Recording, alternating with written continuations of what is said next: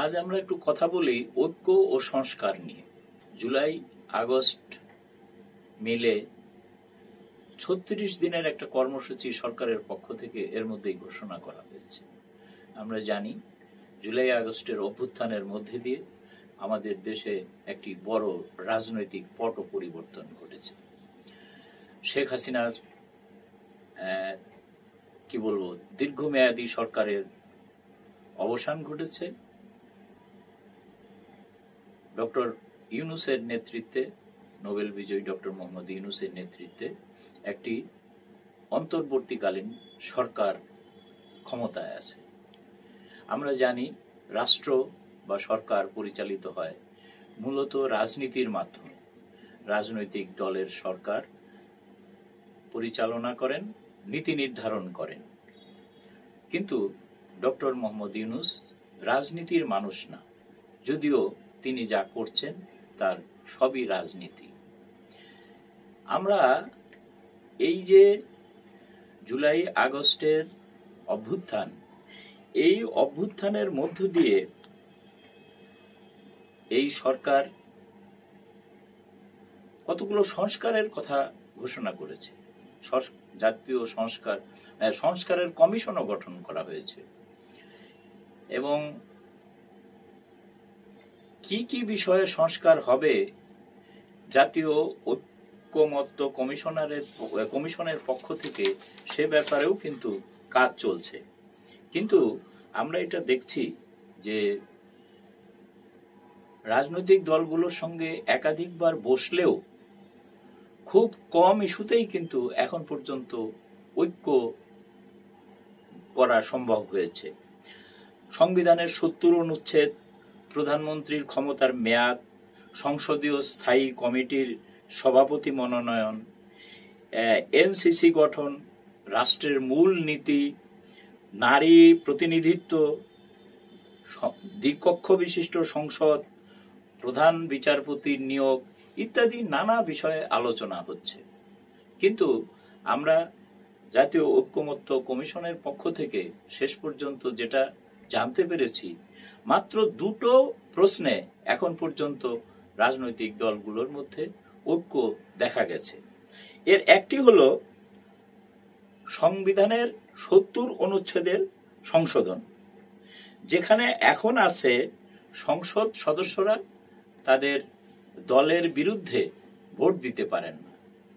কিন্তু এইবার ঐক্যমত্যে তারা এসেছেন যে অর্থ বিল ও আস্থা ভোট ছাড়া অন্য ইস্যুতে দলীয় সদস্যরাও দলের বিরুদ্ধে ভোট দিতে পারবেন। আর একটা যেটা দ্বিতীয় বিষয়ে ঐক্যমত্য হয়েছে সেটা হলো সংসদীয় স্থায়ী কমিটির সভাপতি পদে বিরোধী দল থেকে নিয়োগের প্রশ্নেও ঐক্যমত্য হয়েছে। আমরা এটা দেখতে পাচ্ছি যে ঐক্যমতের প্রশ্নটা যেমন খুব মসৃণ নয়, আবার এই সংস্কারের বিষয়টাও কিন্তু খুব সহজ নাই। অথচ আমরা এটাও জানি যে এই দুটি বিষয়ে অগ্রগতি না হলে জাতীয় নির্বাচনের প্রশ্নটাও কিন্তু ঝুলে থাকার সম্ভাবনা আছে। এখন দেখেন কতগুলো বিষয় বেশ বিতর্ক আছে, যেমন প্রধানমন্ত্রীর মেয়াদ নিয়ে, মানে এখানে কিছু শব্দের প্রশ্ন নিয়ে আছে যে 2 মেয়াদ নাকি পূর্ণ মেয়াদে, মানে দুইবারের পূর্ণ মেয়াদ, 10 বছর নাকি পূর্ণ, এই সব ছোটখাটো বিষয় নিয়েও কিন্তু বিতর্ক আছে। তবে মনে হয় যে এটা খুব কাছাকাছি। কিন্তু বড় যেটা সমস্যা হলো রাষ্ট্রীয় মূলনীতি নিয়ে। এইখানে কিন্তু গুরুতর মত পার্থক্য আছে। কেউ যেমন ধর্ম নিরপেক্ষতা রাখতে চায় রাষ্ট্রের মূলনীতি, কেউ আবার এটা বাদ দিয়ে ধর্মীয় স্বাধীনতা ও সম্প্রীতি শব্দটা ব্যবহার করতে চান। আবার কারো প্রশ্ন যে এই সবকিছু বাদ দিয়ে বহুত্ববাদ রাখা, আবার বহুত্ববাদেও কোনো কোনো পক্ষের আপত্তি আছে। তাহলে প্রশ্ন জাগে যে কি হবে, তাহলে কয়টা প্রশ্নে একমত হলে নির্বাচনের দিকে যাওয়া সিদ্ধান্ত সরকারের পক্ষ থেকে জানানো হবে, অথবা এই যে ঐক্যমত্য শব্দটি নিয়ে যে বিরোধ, এটা কি খুব সহজেই মেটমাট হওয়ার মতো লক্ষণ কিছু দেখা যাচ্ছে? আমরা দেখেছি বিএনপির স্থায়ী কমিটির সদস্য সম্প্রতি একটি অনুষ্ঠানে বলেছেন যে আলোচনা হচ্ছে, সংস্কারের ক্ষেত্রে কতটুকু অগ্রগতি হচ্ছে সেটা বলতে পারবো না, তবে খানা পিনা ভালো হচ্ছে। আবার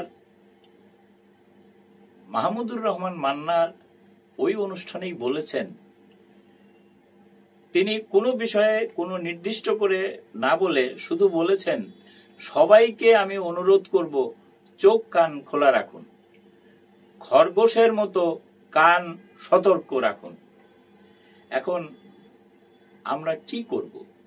কারা এই সব খরগোশের ভূমিকায় আসবেন, আর নাকি সবকিছু খানাপিনার মধ্যে দিয়েই সমাপ্ত হবে? আমি আজকের আলোচনাটা শেষ করতে চাই এইভাবে, মানে একটা গল্পের মতো বলে। আমার এক বন্ধু আছেন যিনি প্রায়ই কবিতার মতো করে প্রশ্নের জবাব দেন। যেমন যদি বলা হয় তাকে আসসালামু আলাইকুম, উনি সঙ্গে সঙ্গে বলেন ওয়ালাইকুম আসসালাম, আমি এখন গেলাম।